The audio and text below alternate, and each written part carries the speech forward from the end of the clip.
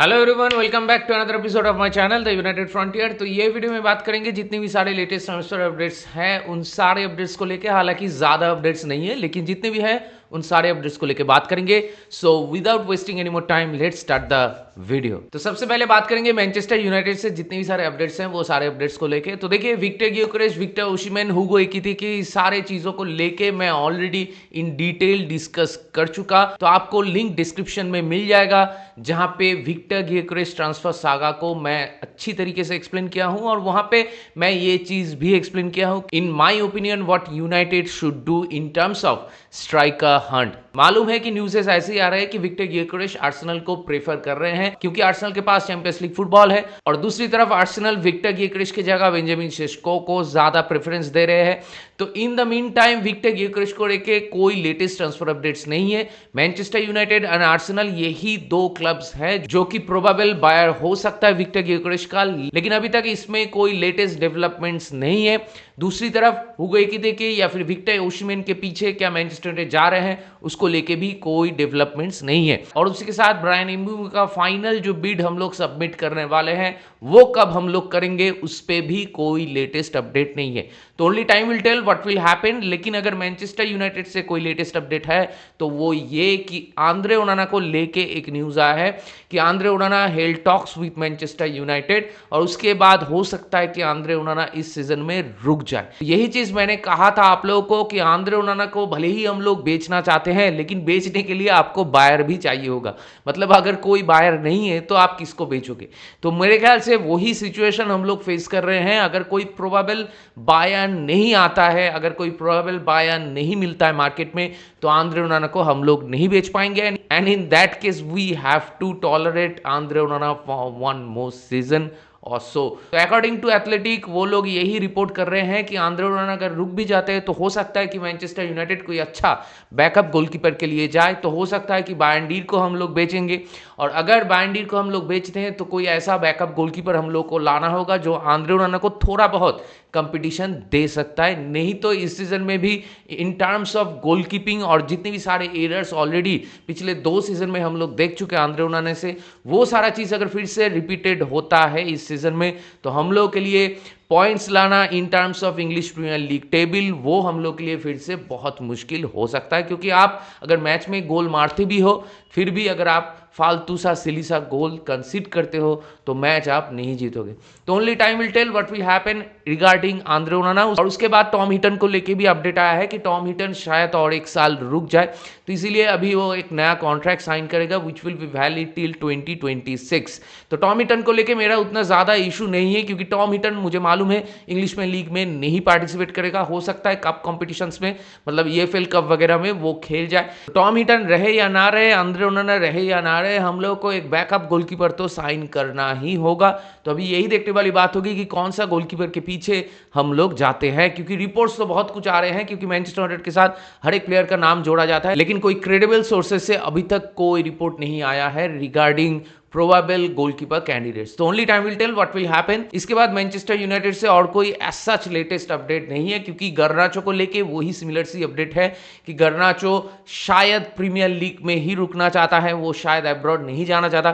तो अगर premiere league में रुकता है तो कौन सा क्लब हो सकता है जो गर्नाचो के लिए आएगा। हो सकता है एस्टन विला, हो सकता है चेल्सी या फिर कोई दूसरा क्लब। तो only time will tell what will happen. लेकिन अगर हॉयलैंड की बात करें तो देयर इज अ चांस कि अगर हम लोग विक्टर ओसिमेन या फिर कोई प्रोबेबल स्ट्राइकर जो नंबर 9 की हम बात करते हैं जो कि एक ऑर्थोडॉक्स नंबर 9 होगा जिसके पास थोड़ा बहुत एक्सपीरियंस होगा या फिर जो कि गोल गारंटी कर सके अपफ्रंट, ऐसा अगर कोई स्ट्राइकर हम लोग नहीं ला पाते हैं तो देयर इज अ चांस कि हॉयलैंड एंड जर्सी के साथ ही हम लोग ये सीजन प्लान करें। उसके बाद अगले समर में हम लोग जाके फिर से एक नया स्ट्राइकर को हंट करेंगे। तो ये भी एक प्रोबेबिलिटी है क्योंकि जितने भी सारे रिपोर्ट्स आ रहे हैं कि हॉयलैंड फिर से इटली में ही वापस जाना चाहता है। तो इटालियन क्लब्स में से कोई भी क्लब अगर आता है हॉयलैंड के लिए तो मुझे नहीं लगता कि वो लोग सामने से पैसा देंगे, वो लोग loan with option to buy या फिर ऑब्लिगेशन टू बाय के लिए ही जाएंगे। लेकिन इन दैट केस अगर हम लोग हॉयलैंड को छोड़ते हैं तो हम लोग को एक स्ट्राइकर लाना ही होगा और वो at this moment of time थोड़ा मुश्किल लग रहा है क्योंकि हम लोग के पास पैसा नहीं है और आउटगोइंग्स के ऊपर बहुत कुछ डिपेंडेंट है।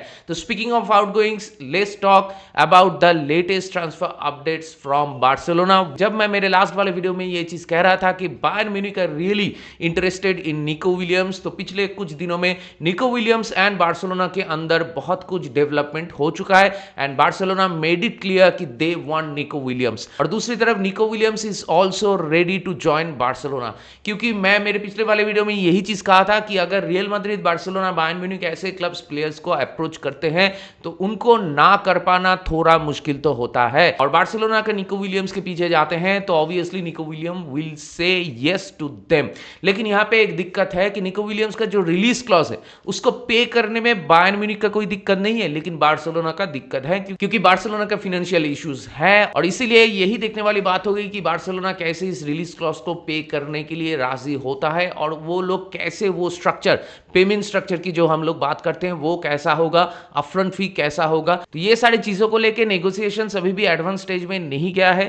फैब्रिजियो ने ये चीज कहा है और दूसरे क्रेडिबल सोर्सेस ने भी ये चीज कहा है कि बार्सिलोना वांट निको विलियम्स, और दूसरी तरफ Nico Williams said yes to Barcelona. लेकिन पेमेंट स्ट्रक्चर या फिर रिलीज क्लॉज को कैसे बार्सिलोना पे करेंगे यही देखने वाली बात होगी। तो things are difficult for Barcelona.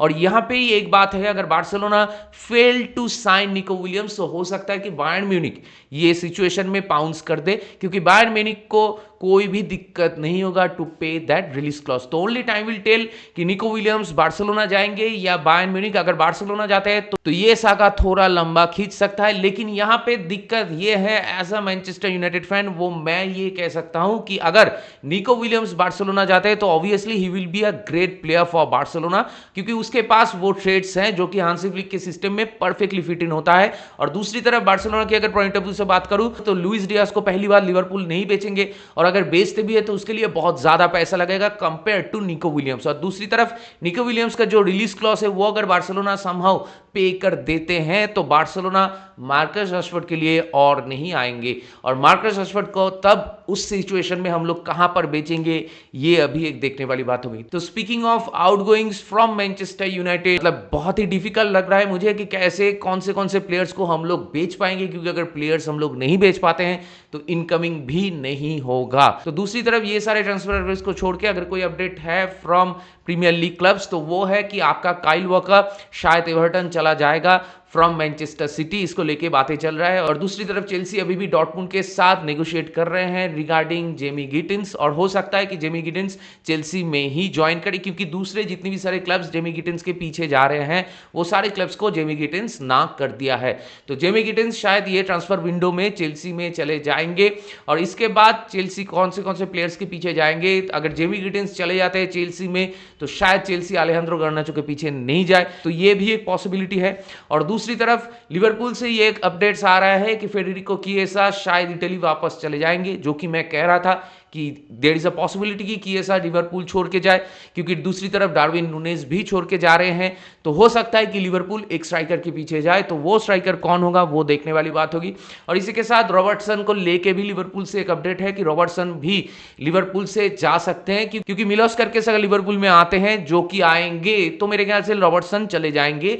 लेकिन अभी भी इसको लेके कोई फाइनल डिसीजन नहीं हुआ है, क्योंकि प्लेयर अभी भी वैकेशन में है, तो वैकेशन से लौटेगा, उसके बाद player will held talks with the club, उसके बाद फाइनल डिसीजन हम लोगों को पता चलेगा। तो ये सारे ट्रांसफर अपडेट्स को छोड़ के और कोई latest transfer update as such नहीं है। हाँ, रियल मैड्रिड से एक अपडेट है कि ब्राहिम डियाज के लिए वो लोग एक नया कॉन्ट्रैक्ट ऑलरेडी प्रिपेयर कर चुके हैं और बहुत जल्दी ही प्लेयर नया कॉन्ट्रैक्ट साइन कर लेगा। जितने भी सारे लेटेस्ट ट्रांसफर अपडेट्स थे इस मोमेंट ऑफ टाइम में, वो सारे अपडेट्स को लेके मैं ऑलरेडी बात कर चुका। तो ये सारे अपडेट्स को लेके आप लोगों का क्या राय है, आप लोगों का क्या मानना है, मेरे साथ जरूर शेयर कीजिए। और इसके बाद अगर कोई लेटेस्ट ट्रांसफर अपडेट्स आता है रिगार्डिंग मेजर क्लब्स, और उसी के साथ कोई ब्रेकिंग न्यूज अगर आता है या फिर हियर वी गो आता है, तो obviously I will make a video on that. तो दैट बीइंग सेड, इस वीडियो को चलिए यहीं पर रैप अप करते हैं। अगर आप मेरे चैनल में नए हो तो मुझे जरूर सब्सक्राइब कीजिए, इस वीडियो को लाइक कीजिए और शेयर कीजिए अपने दोस्तों के बीच, अपने जान पहचान वालों के बीच जिनको ऐसे वीडियोस देखना पसंद है।